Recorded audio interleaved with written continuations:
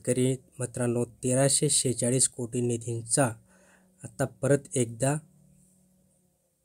मंजूर करण्यात आले आहेत मराठवाड्यासाठी।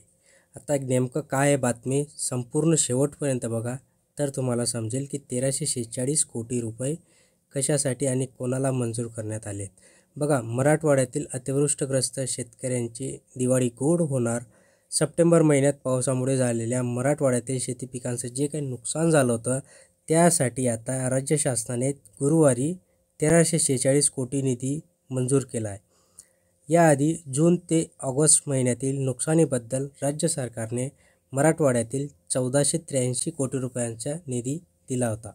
आता शेवटपर्यंत बघा, चॅनलला अजून सबस्क्राईब केलं नसेल सबस्क्राईब करून ठेवा, लाईक करायला विसरू नका मित्रांनो, महत्त्वाच्या माहिती आपण देणार आहे। मराठवाड्यातील 8ही जिल्ह्यात यंदा सातत्याने अतिवृष्टी झाली, त्यामुळे शेती पिकांचं प्रचंड नुकसान झालं। आधी जून महिन्यात, नंतर जुलै व ऑगस्ट महिन्यात शेकडो महसूल मंडळात अतिवृष्टीची नोंद झाली। त्याचे पंचनामे होऊनही शासन स्तरावर मदतीचा प्रस्ताव सादर झाला। त्यानंतर लगेच सप्टेंबर महिन्यात पुन्हा अतिवृष्टी झाली आणि जी पिके उरली होती व आताशी आली होती ती देखील वाया गेली। त्यामुळे शेतकरी संकटात सापडला होता। दरम्यान काही दिवसांपूर्वी राज्य सरकारने जून ते ऑगस्ट दरम्यानच्या नुकसानीबद्दल मराठवाड्यातील 1483 कोटी रुपयांचा निधी दिला। तो निधी सध्या शेतकऱ्यांच्या बँक खात्यात जमा करण्याचे काम सुरू आहे, ज्या शेतकऱ्यांचं ई-KYC झालं आहे।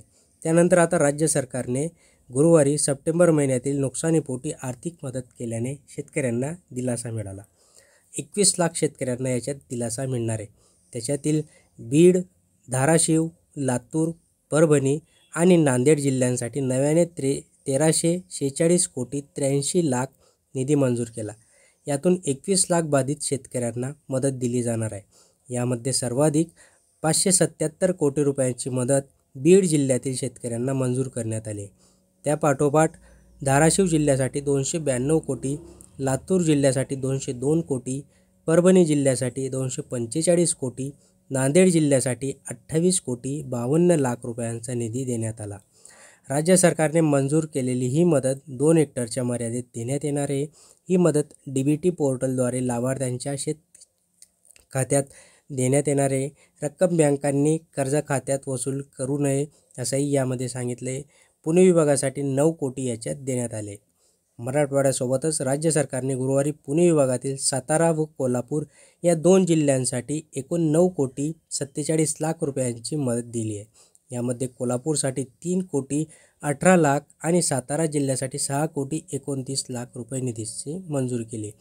मराठवाड्यातील शेती पिकांच्या नुकसानीपोटी राज्य सरकारने आतापर्यंत 2829 कोटी रुपयांचा निधी दिला आहे। सुरुवातीला 14 वेगवेगळ्या अध्यादेशांद्वारे 1418 कोटी रुपये देण्यात आले होते।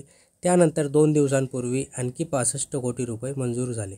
गुरुवारी 1346 कोटी रुपयांचा निधी मंजूर करण्यासाठी आता राज्य शासनाने मंजुरी दिली आहे। माहिती नक्की आवडली असल्यास मित्रांनो, शेतकऱ्यांचा लाभ इथे दिवाळीपूर्वी देण्यात येणार आहे। अजित पवारांनी सांगितलं, देवेंद्र फडणवीसने देखील सांगितलं आहे। बघूया 1-2 दिवसात शेतकऱ्यांच्या खात्यामध्ये हे पैसे डिपॉझिट होतील। धन्यवाद।